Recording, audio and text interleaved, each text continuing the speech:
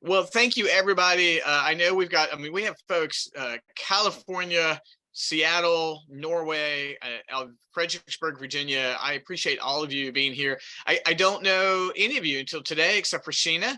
And so please, if you look in the chat, I've included my email, my phone number, my Facebook contact, and I've also included a Facebook group, which is brand new. So what I'd like to do is I'd like to share everything today I mentioned a minute ago will be in the form of story, and I want to share some of the skills that I've seen come and go, some that I've learned, some that I've lost, things that might help grow revenue or management for you. But more than anything, I just need to introduce myself here at the beginning. So my name is Gordon Duncan. I am the owner of Capitalize Marketing and Consulting. And so we do two things. We are a full-scale marketing company, but then we're also coaches and consultants. So we work with industries across the board, but I've been in the eye care industry since 1999. And so I'll share that story in a little bit. But what we like to say is we help folks capitalize on what they do best. And what that means is we help individuals and companies figure out exactly what they're gifted and good at. And then we help them grow it and capitalize it. And so some folks, that's growing marketing. For some folks, that's growing management. But it really, comes down to what their goals are. So let me share a little bit about my background in the eye care industry, and I'm going to use it as a way to offer some help today, I think, for you and your background. And everybody, please don't hesitate, interrupt. I was a school teacher and I have 3 daughters. You can interrupt me all you want and I'm not going to be offended. You can raise your hand or just pop right in any way that you like. But again, thank you so much. And feel free to hop on if anybody's not too camera shy today. So Chrissy, I appreciate that. But guys, again, my name is Gordon Duncan. I got my start in the eye care industry in 1999. Prior to that, I had been a school teacher. And prior to that, I had been in sales. And I had a very good friend who was, hey, Vanessa, I have a very good friend who was an optometrist. And he came to me one day and he said, Gordon, I'd like for you to manage my office. And I need you to know the truth. In 1999, I was 29 years old, and I think I had only had one eye exam in my entire life. I knew nothing about optometry. I really didn't. But he explained to me that he had a wonderful manager, but she was pregnant and she wanted to stay at home and she wanted to pursue that. And so he wanted to provide that opportunity for her. And he knew my background in teaching and sales. And so we met. And so in 99, he invited me to manage his clinic. Now, this clinic had 14,000 patients. We had 4 doctors and we had 14 employees. Lots of 4s in there. 14,000 patients, 4 doctors, 14 employees. And again, guys, I've never, I've never done anything in optometry. His name was Dr. Clark, and he did me a tremendous favor. He told me, he said, Gordon, I'm going to give you $35,000 as a base salary, and I will never, ever, ever give you a raise, ever. However, I will give you 7% of net profit. He said, so if the office makes money, you make money. Well, guys, all of a sudden I cared about everything. I mean, I did. I was I was a manager. I was also the bookkeeper. I did everything in QuickBooks. I filed all the insurance. So I had to learn all of that. I didn't have any experience of that. And back then, guys, forgive me, in 99, I was mailing in, sheets to VSP, Vision Service Plan. We were mailing in all of our insurance claims at that point in time. And some of you have been in the industry that long, and you know how awful it is to mail in and all those things. But more than anything, I really just needed to learn how to run an eye clinic. That was essential to it. So we divided the clinic into 3 teams. We had a front desk team. And then I had my staff that did all the workup. So that was everything from pre-testing to photographs to contact lens insertion, removal training, that kind of thing. And then, of course, I had an optical. I had a licensed optician, and I had 3 frame sellers. And we were in a very busy area in North Carolina, in an area that's called Research Triangle Park. RTP is sort of, it's like a Silicon Valley for the East Coast. And so it had a very high, high socioeconomic level. Most everybody was insured. And so, I mean, we were about 95% insured is what we were doing. And we were depositing somewhere around $1 million a year at that point in time. But guys, I had to learn everything. I mean, I had to learn. So I literally worked at the front desk for a month, and I did, patient workup for a month, and worked over in the optical for a month. And we did pretty well. We had some highs, and so we had some lows. And again, I cared about everything. If they said, "Hey, Gordon, we're going to put in an office supply order," I'm like, "I don't know if you're putting in an office supply order. Why are you spending money?" And to an extent, at the very beginning, I was a little overbearing. Honestly, they'd be like, "We need paper clips," and I'm like, "I'll bring paper clips from home." And I eventually got over that and began to be a little bit more caring as a front desk. We instituted some things like some phone scripts, not that they had to read, but sort of as guidelines. We began working really hard to make sure we were getting things like photos taken. We working very hard to help people with the contact lens issues. We did a lot of pre and post-op LASIK, if any of you guys did that. We were also eye doctors to 2 rest homes. Have any of you guys ever done any rest home work? And so, eye doctors can literally get a license to be the eye doctor for a rest home. So we really covered, the full gambit of all those things. And we were doing okay. I mean, I was earning money, and I would make about $15,000 a year in profit. And so, that you can tell you how the company was doing. We were doing really well. Well, we were given an optometric consultant in 2003, and she was wonderful. Her name was Annette. And she came in and she spent an entire week with us. Now, this was a gift from a contact lens company, which would be illegal today, but in 2003 was not illegal. And they paid her $10,000 for 1 week. And she flew in from New York, and she spent 8 hours a day with us for 5 days. And she interviewed me. She interviewed the staff. She looked at all the numbers. I mean, a real top to bottom, real thorough just examination of the practice. And at the very end of the week on Friday, she sat us all down at lunch. She gave us all this big 3-ring binder. And she had done an analysis of everything we did. I mean, she had analyzed our efficiencies, our profit and loss, our capture rate, so many things. And she left it with me and said, "Okay, guys, it's been great. I've given you recommendations to implement." Well, I loved Annette. She wasn't intrusive. She was really kind. She came in, but I didn't have any time to implement these things. I mean, none whatsoever. Now, simultaneously, we were also part of a franchise.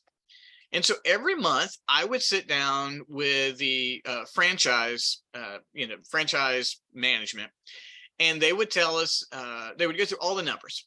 They would talk about our capture rate for frames. They were talking about the percentage that our office was booked with appointments. And then they would tell us what we've done wrong and what we could improve. And these meetings were immensely frustrating to me, because they would only tell us these things at the end of the month, and I had no way to actually improve those numbers. So I felt like I was getting corrected every month. And so I had 2 things going on. I had my doctors telling me, "Hey, why aren't you implementing the things that Annette gave us?"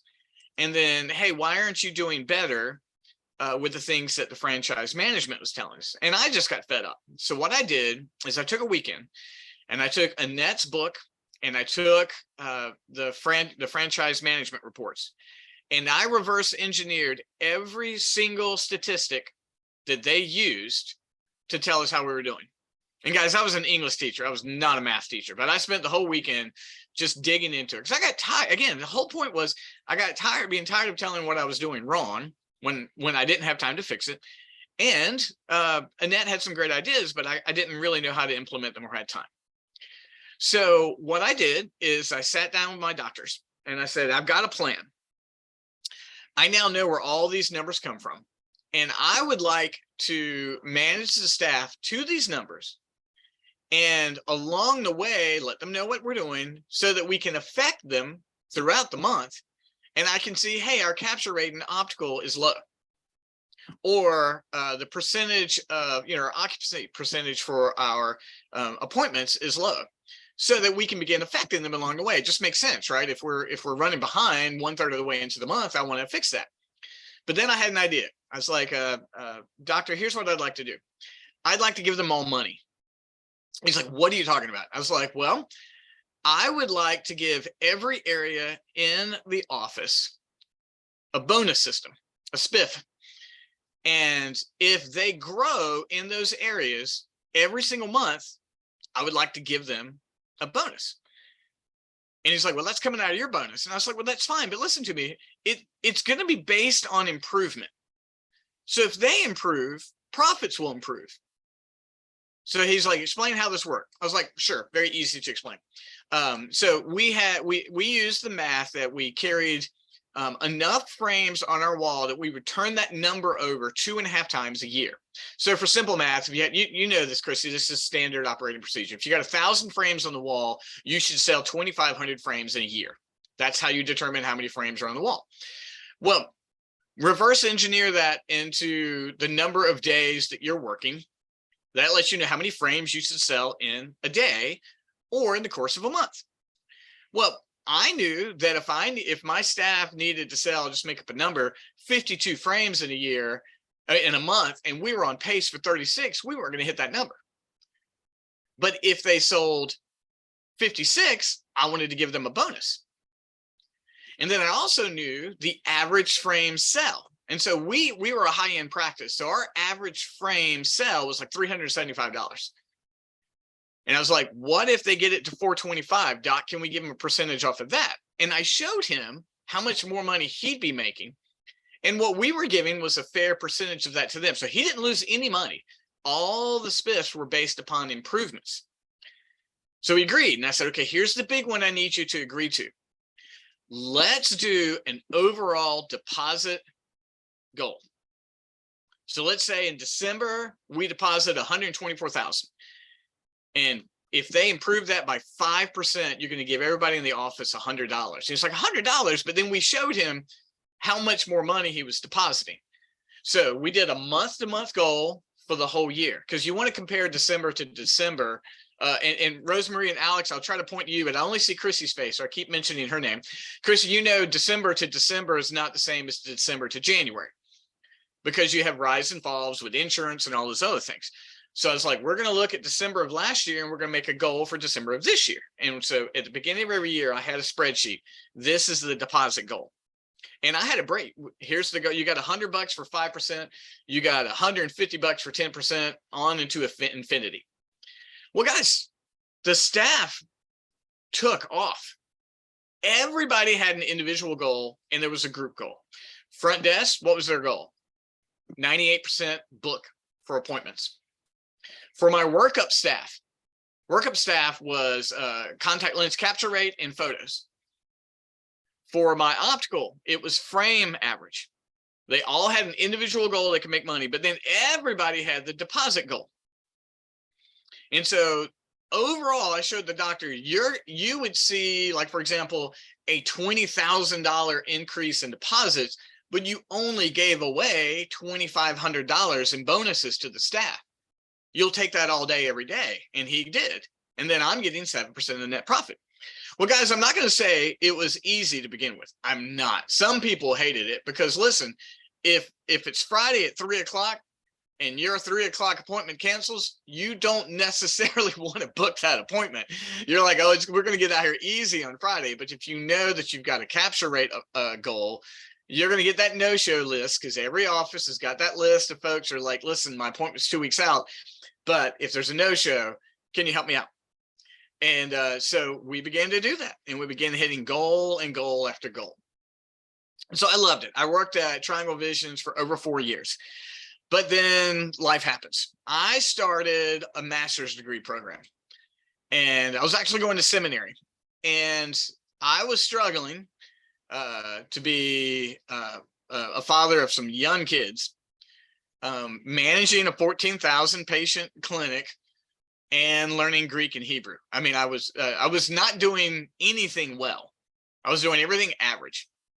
And then my doctor hired a brand new doctor out of school. And he said, hey, the brand new doctor is now your boss. And I'm just going to tell you, I was young and arrogant and did not like it at all. I was 33 and I said, I know I run this place. I know how things work. You just got out of school. You know eyeballs, but you don't know anything about running a clinic. Well, as you can imagine, we butted heads. I have apologized. It was 20 years ago. It was not completely my fault, but a lot of my fault. So one day, I hopped in the car and I'm taking the deposit to the bank. And I call my wife, Amy, who's amazing. And I said, Amy, I think today's the day I'm going to quit. No, I had no idea how we were going to make a living.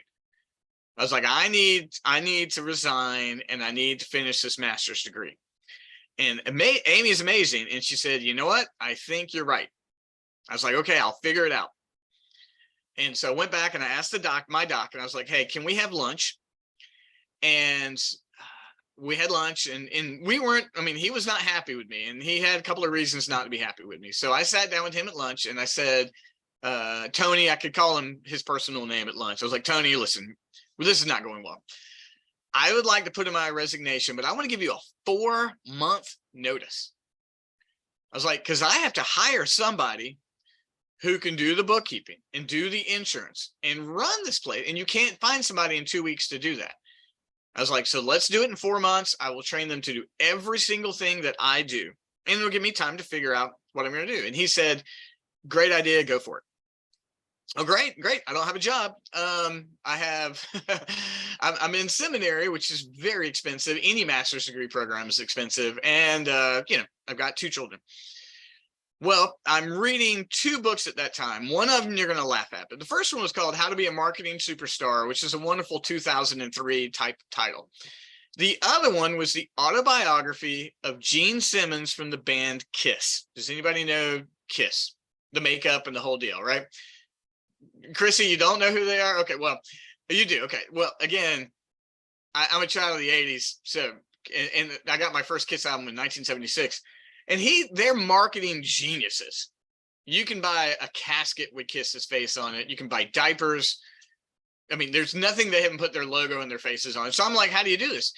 So I'm reading these 2 books, and in the middle of the night, I have a dream. And I don't have prognosticating dreams.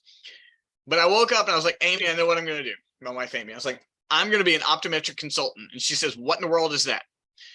And I was like, well, I met this woman, Annette, and that kind of thing. So I went and got a cell phone, the same phone number I have today, and I printed up some business cards and declared myself an optometric consultant.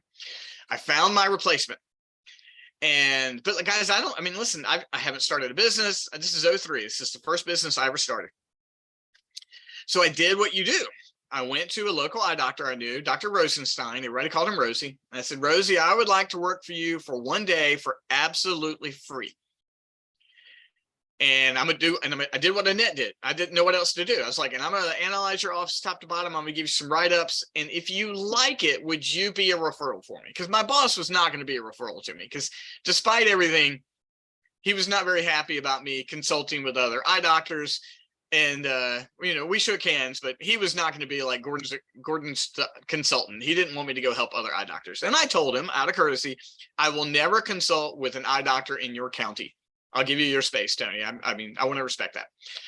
So I met with Rosie, spent the day with him, sat down with him, gave him my write-up. And Rosie said, Gordon, I don't care what you wrote down. Yeah, of course I'll be a referral for you. Sure. And he was very kind. And guys, 2 weeks later, I had my first gig.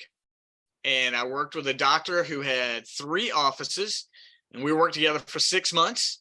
And his goal was to install or to implement, management systems. And I was like, that's me. I know exactly how to do that. The next doctor I worked with was a wonderful doctor, Dr. Rich. And he was like, I need to make more money so I can qualify for a bank loan so I can get my own building. Perfect. Makes sense. Worked with him for 2 years. I helped design the building. We got it. We launched it. We got his numbers put together. That was a lot of fun. Probably my favorite consulting gig was Dr. Jika. I worked with Dr. Jika for 6 years. And Dr. Jika had a $1.1 million exit. His goal was, I want to sell my practice.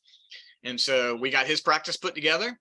And he sold it for $1.1 million. I spoke to him yesterday. He'll be a lifelong friend. I appreciate Dr. Jika. Interesting note, Dr. Jika lost his right hand in a wood chipping accident, but was ambidextrous and continued to be an eye doctor with one hand. Isn't that amazing? The only thing he could not do was flip a lid. You guys know what I'm talking about? He could do everything, but he just like it. He's like, bring in, my contact lens tech. They'll help flip lids. So guys, I've been consulting with doctors now since 2003. I've written 7 books, bestsellers on Amazon. My first was called Practice Progress.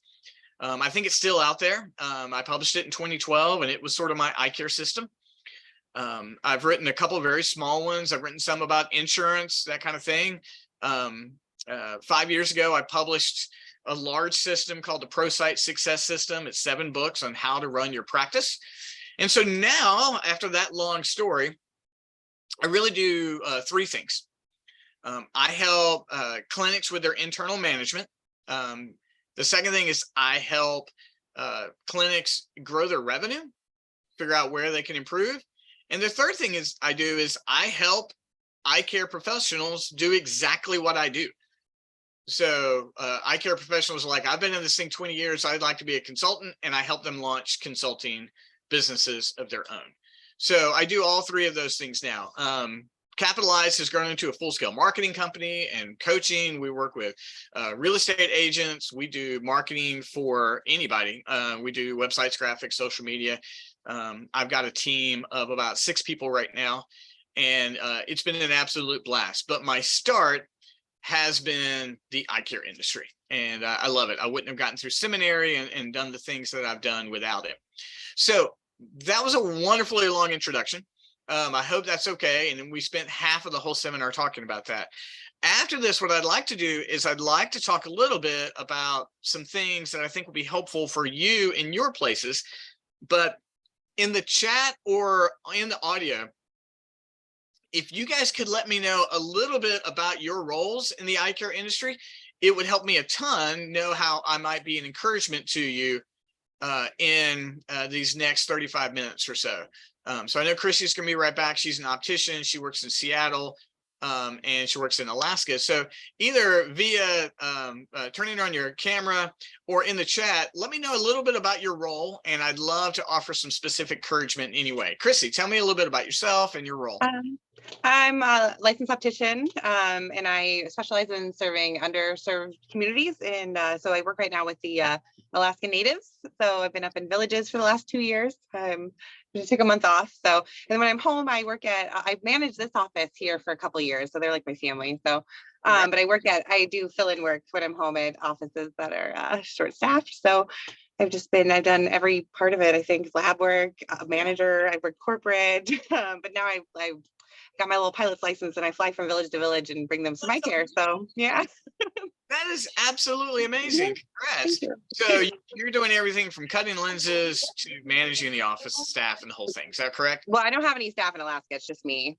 Right. But in your office there, you're managing that staff. Not anymore, but I did for a long time. Well, you know what you've been. Yeah, I've managed for a lot. I've been in management for 15 years. So yeah. The hiring and the firing and all that goes with that. That goes with it. So if you don't mind, now, are you, the work you do in Alaska, is that nonprofit? No, we contract through, we're a business. We contract through what's called Denali Care. So it's like the Native services. So no, I get paid and they get paid and everyone gets paid. So incredible. Okay. Well, that's fantastic. Well, thank you, Chrissy. I'm gonna come back to you in a minute.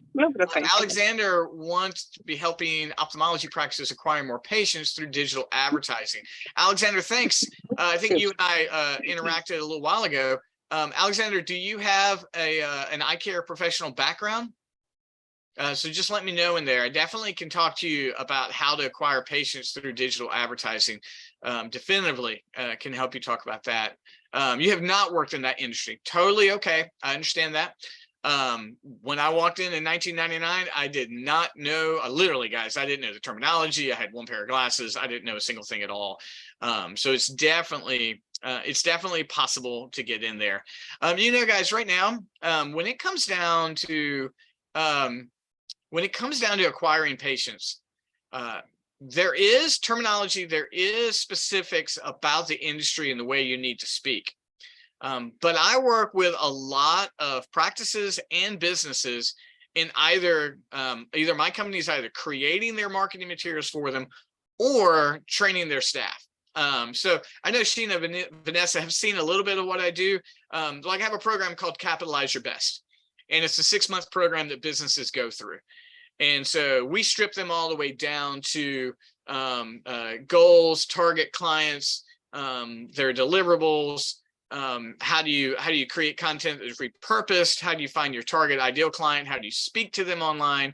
And then how do you create a continuous system of leads? So Alexander, what I would say for you, and Christy, I'd love to hear from what you've done as well. Most practices or businesses, what I find is the shortcoming in acquiring clients is 2 things.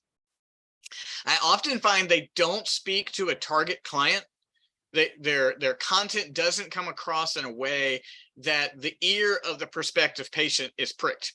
If you can get the ear of your ideal client and you convince them that you are the one who meets their needs, you gain a client and they'll spend whatever amount of money is necessary. That's a very unique approach. A lot of folks go with broad slogans or broad advertising. You can cast a large net.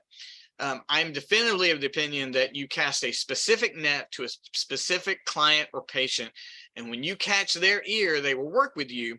And then you capture the broader audience beyond that. That's the first challenge, is they don't speak to a target audience. The second, and this is quite honestly the big problem, most people do not put out enough content. Most clinics, most individuals do not put out enough content.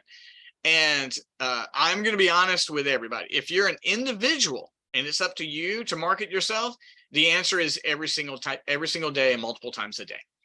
Every single day and multiple times a day. If you are representing a clinic or a practice, it's got to be every day that your practice is open. Minimum of 5 times a day. A minimum, 5 times a week, 5 times a week. You've got to respect, and this is really important, guys, and we go deep into this in Capitalize Your Best. You've got to respect the personalities of the different social media platforms. If what you post on Instagram is the exact same thing that you post on Facebook, you've missed out, because the personalities are different. I'll go deep in the woods a little bit here if you don't mind. Here are my analogies. Let me contrast Instagram and Facebook for you. And Alexander, if you're talking about SEO and client acquisition, that way we can chip on that a little bit if you like as well. Instagram has 2 personalities. It's got the horizontal stories, and it's got the vertical feed. Now, the horizontal stories are quite honestly a reality show. Every single morning when I get up, I drink 1 cup of coffee before I go running. And I take a photo of my cup of coffee in the exact same spot every single day. And then I timestamp it. Today, I woke up at 4:04 a.m. And then I went for a run. So, and we'll talk about ads in a minute if we can, Alexander. The very next thing I do is I post a picture of me after my run. And then I go into my business day. Now, that may seem like the most boring thing in the world, but the horizontal feed is a reality show. It does not have to be a perfect photo. And for a practice, you're taking a chronicled idea of what happens throughout the day. I understand we honor HIPAA. We don't take photos of patients unless they've given us written consent, but still your office has a rhythm. And when you share that rhythm in your horizontal stories, you gain views through your feed and through the stories. Now, the vertical feed, those are your beautiful photos or your reels. Those are the beautiful stylized photos of people modeling glasses or great photos of your glasses. But more importantly, guys, right now on Instagram, you've got to have video content. You've got to have reels. The CEO of Instagram said about 6 months ago, he said, we are no longer a photo sharing platform. We are a video platform. Now, of course, photos have their place, but Instagram said that after TikTok stole their audience, and they have moved to rewarding video content. And so my recommendation for every practice or individual that wants to grow is to create 1 video a day. It doesn't have to be amazing. It doesn't have to be a dance. It doesn't have to use CapCut. If you do those things, those are wonderful, But at some point in time, give us 60 seconds of personality on your Instagram vertical feed. You do that every day, you will grow your audience. You'll grow it organically. You'll grow it locally. Be sure that you're tagging anything local in your community, from the Chamber of Commerce to a networking group. Excuse me. But if you do that every day, if you are populating your stories, the reality show of your life, and if you're populating your vertical feed with both photos and reels, you are going to grow the numbers of your audience. And I'll tell you this, wow, swallowed something wrong there. Everybody looks at Instagram and they're like, I really wish I had 20,000 followers. No, you don't. No, you don't. There are not 20,000 people in your town that are going to come to you. If you can get to 20,000, rock and roll. Half of those are Russian bots. It doesn't matter. If you can get 1,000 followers, real people on Instagram, you are doing just fine. Rock and roll. Because you're going to have real engaged people. Let's say you make this beautiful reel. So Chrissy and her wonderful coworker right now, they do a reel about the closing of the end of the day, and they're laughing, they're taking out the trash, whatever the case. And you get 100 views, and you're like, I spent 30 minutes filming that. I edited it, I found perfect music, and all I got 100 views. And I'm going to tell you, you got 100 people who are interested in your practice. That is phenomenal.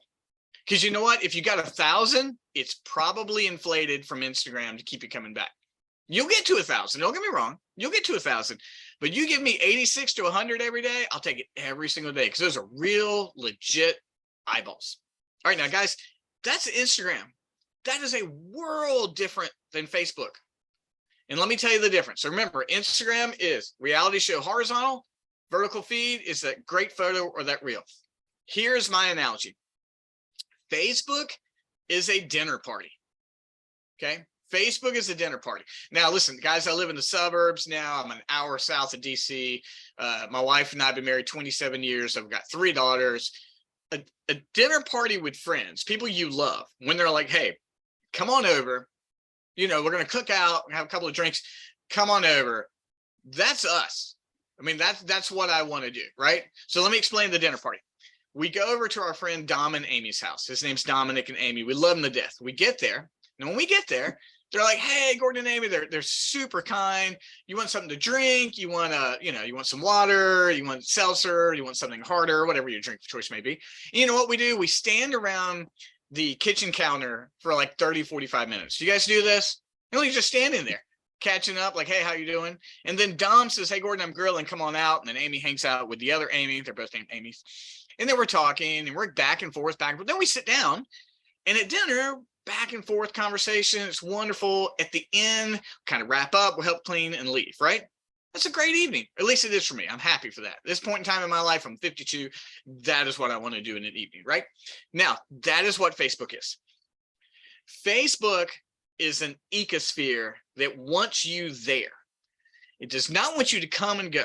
Imagine if we showed up at Dom and Amy's house, showed up, threw something on the table, told them what we had to think, and then we left. That's not a dinner party. They would not enjoy us at all. That's what happens when we go to Facebook, throw a piece of content up, and then leave. You're a rude dinner guest. Don't get me wrong, I've done it. Please forgive me. But Facebook wants you at the dinner table. This is how you stay at the dinner table. We call it the 10-10 rule. You hop onto Facebook and you interact as a real person for 10 minutes. And I'm not talking just likes. I'm talking comments, happy birthday, messages. Stay in there for at least 10 minutes. Post your content, hang around for another 10 minutes. And Facebook, the algorithm will like you better. But if we just throw up a piece of content and leave, Facebook is not going to reward that. They're just not going to. Some magic piece of happenstance virility would have to happen.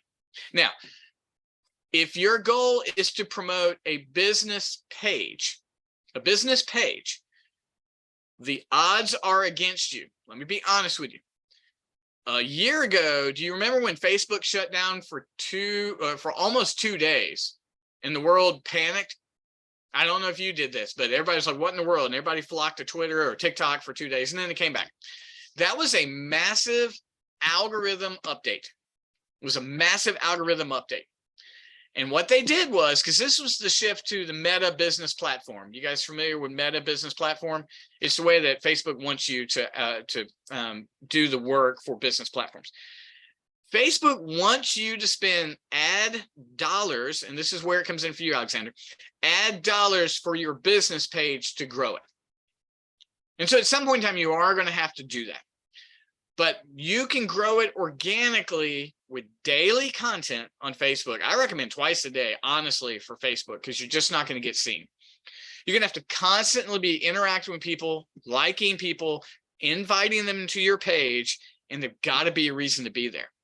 If you're just taking random photos and throwing them up, no one wants to be there. I mean, honestly, we interact with what we like. But if you're building a business page, it's difficult. And you're going to have to put twice as much effort into it. Now, for Alexander was talking about Instagram and Facebook ads. So listen, I own a marketing company, and I'm just going to be honest with you. I mean, ads aren't that hard. They're really not. I mean, we get paid to do ads. We do. People say, will you do our ad management? I'm happy to do it. And this is the way we do it. We charge 4 to 1. If you spend $100 on an ad, we charge $25 in management. It's just the ratio we go. And then we create custom graphics. That's the way we do it. Like if you want something, we're going to create a custom graphic for you. Here's the key about Facebook. Since they did that shift, they will reward your ads. I mean, they want your ad to blow up. They do, because they're now making you pay. So that means being very specific about your demographics. You know, you should know, going back to that target client, you should know in your clinic, you should know the average age, gender, if specified, where they live, and their interest of your patients. I'm going to say that again. If you are running your clinic well, you should know the average age, gender, if specified, interest, and location. So that way, when you create an ad, you find your target client, because that ad will let you be so specific. So you go in there. And so at my clinic, it was 38-year-old, primarily male. We were about 60-40. They were married. They lived 30 minutes from my office, because my office was not very residential. And I also knew that their interests were expensive. These are golfers. You know, these are people who own boats. So when we did a Facebook ad, that's who I targeted. I targeted 38-year-old men who were married, who liked golf and boats, and most importantly, lived 30 miles from my clinic. And I got attention. So guys, if you're doing Facebook ads to grow your business page, that's the kind of work you've got to do. You have to know your ideal client, you've got to target them, and you got to be willing to put money behind them. So that was a really long answer to the question. I don't even remember where we started, but that's my recommendation for Facebook and Instagram marketing and Facebook ads. Could I answer any more questions specifically about anything, guys? What questions could I answer for you? Thank you so much, Rosemary. I appreciate it a ton. Thank you so much. Alexander, any other questions you might have, or Chrissy or Rosemary? How can I help you?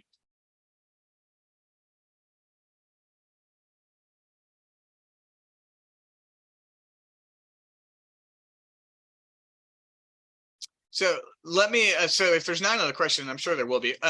Let me ask you guys another question. Let me ask this question and Rosemary, I don't know if you work with a practice. I know, Alexander, you're hoping to do marketing, and Chrissy, you're at a practice.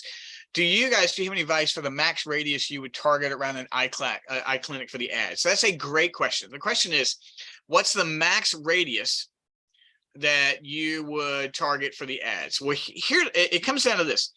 A couple of answers. First of all, you have to know your average or typical patient. So when your front desk is checking them in, you've got to be able to to know who your average patient is, and you've got to know how far they drive. Secondly, you don't want to reach beyond what would be average for the commute. And so my patients in my clinic all went during work hours. We didn't have a ton of folks who were driving. I mean, they would book during work. So I needed to know where they lived. And so in ours, they lived in a little town called Cary or Apex or Chapel Hill, but I knew they didn't live farther than that. So we went about 30 miles. Like Chrissy says, and Rosemary, it comes down to your target audience. So I worked with a clinic out in the country, Summerfield, North Carolina. It's outside of Greensboro, North Carolina. And this practice was very successful, but in the eyes of some, not very big.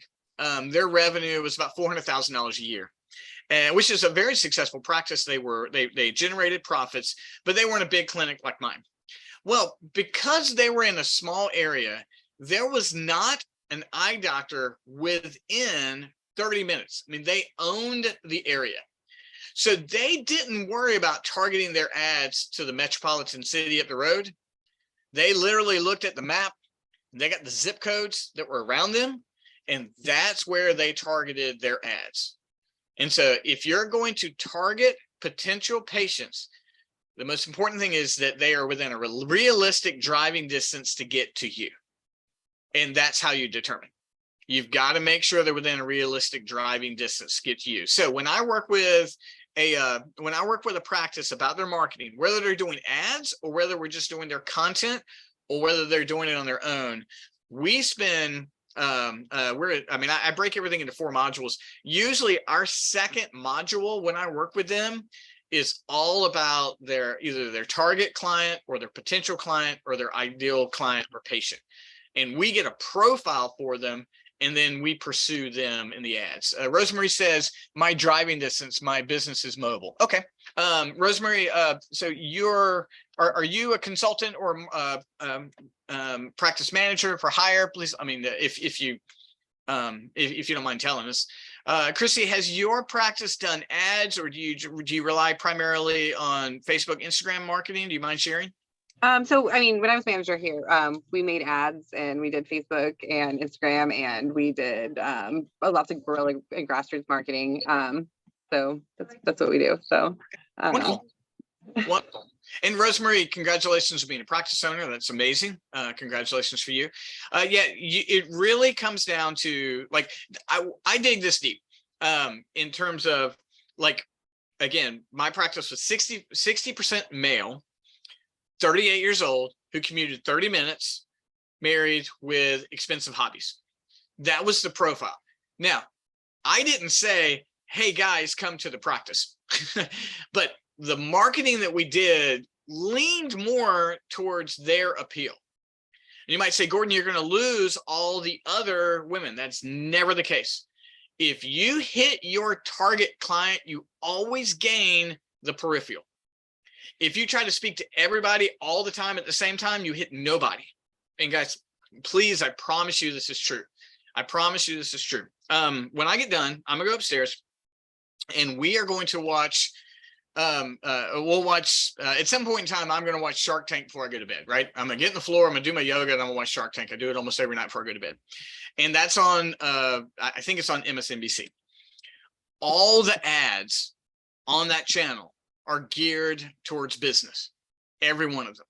Why? Because their target client or their target watcher cares about business, cares about the stock market, cares about, being a business owner, right? If they said, we need to make sure we get everybody, well, then they would start advertising like their ESPN, and that would make no sense.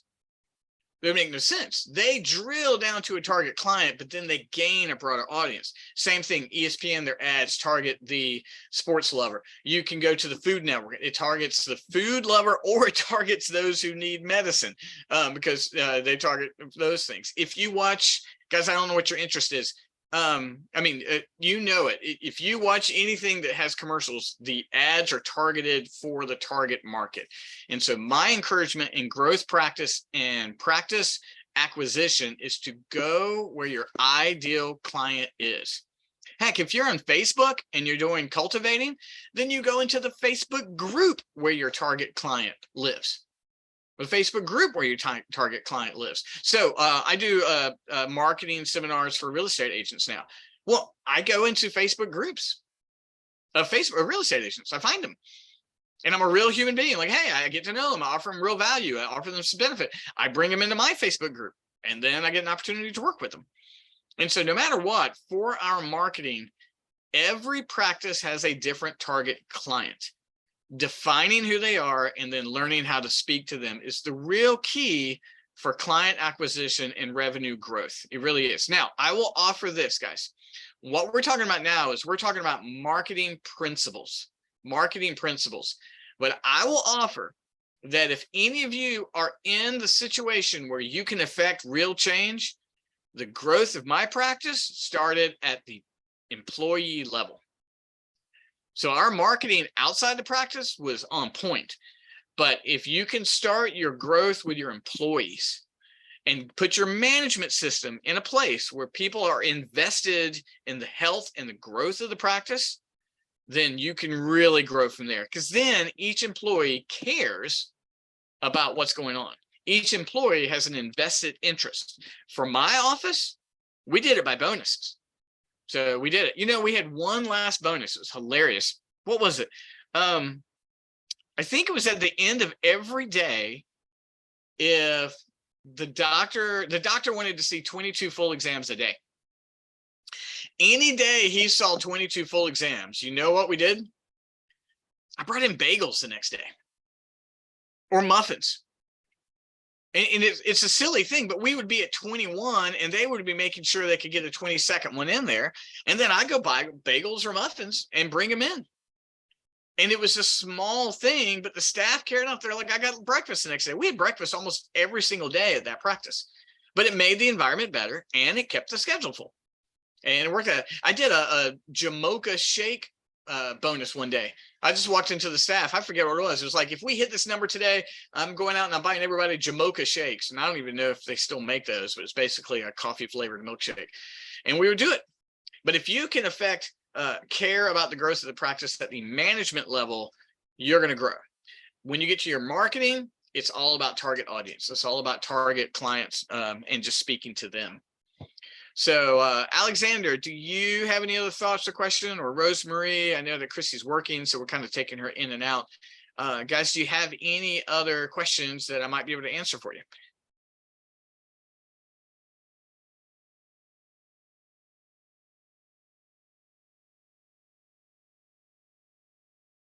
Well, guys, I want to do, again, we're not going anywhere yet. We got another 9 minutes or so. Thank you, Alexander. There's a couple of things I want to do. If you'll look in the chat, I included way up here at the top. I will highlight all that again. And I've included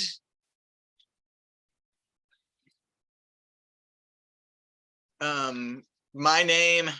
You got my phone number, my email, and I've just launched a brand new Facebook group. It's called Capitalize Your Best Eye Care. And guys, I mean brand new. I launched it yesterday. I think there's only one other person in there.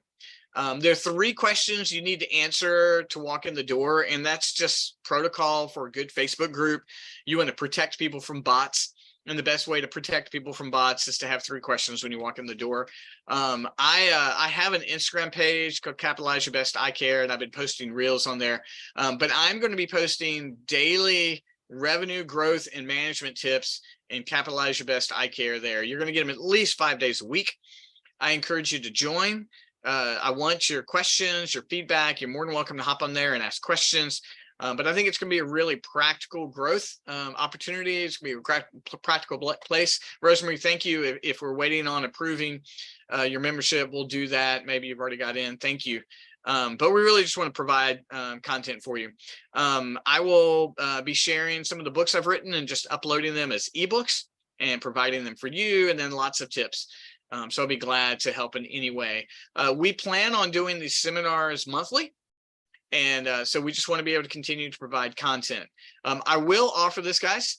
If any of you are interested in learning more about the Capitalize Your Best program, I would love to tell you about it. So just message me. It's a 6-month program. Thank you, by the way, Rosemary, your words, you've been very encouraging. Thank you. The Capitalize Your Best program is a 6-month program that will help you grow the practice of your revenue, the revenue of your practice. Alexander, it's also for entrepreneurs like yourself who are hoping to start businesses targeting the eye care industry. So I would love to tell you more about the Capitalize Your Best program if you're ever interested. But right now, I really just love to get you to hop into the Facebook group. And so each one of you guys, by signing up for the seminar, get a 15-minute one-on-one with me.